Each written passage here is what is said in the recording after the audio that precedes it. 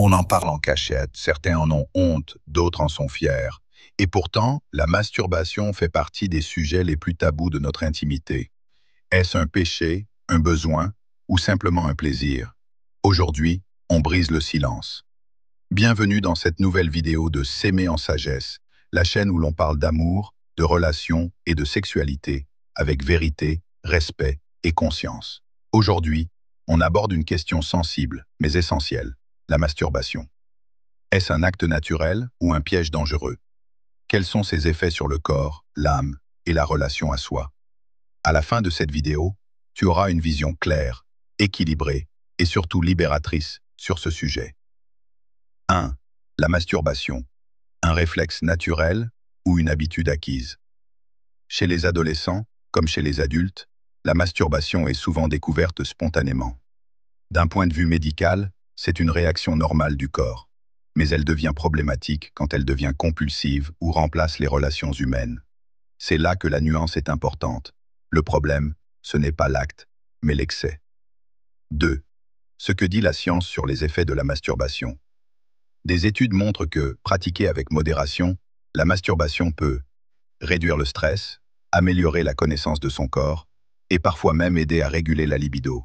Mais, attention, une consommation excessive de pornographie pour se masturber altère le cerveau, crée une dépendance et fausse la perception des relations réelles. Révélation importante.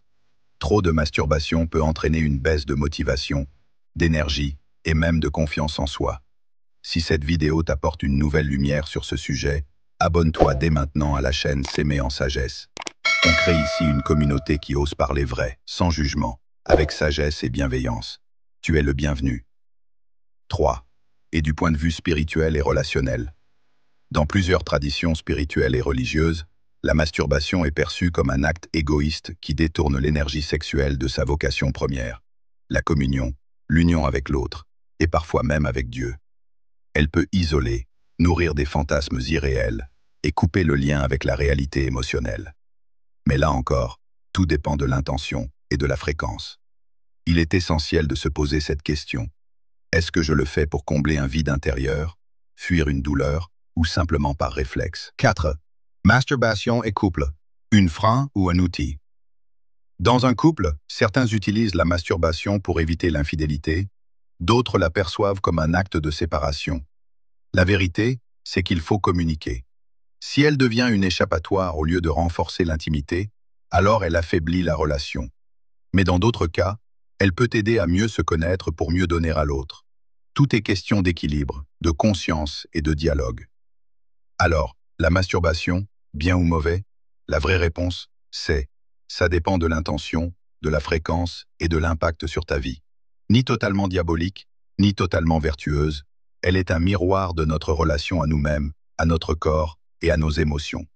Ce que tu dois surtout retenir, c'est que la sagesse, c'est de rester maître de ses désirs et non esclave. Si cette vidéo t'a apporté une perspective plus sage et plus sereine, abonne-toi maintenant à S'aimer en sagesse et partage-la à quelqu'un qui en a besoin. À très bientôt pour une nouvelle vidéo, où l'on continue d'aimer en sagesse.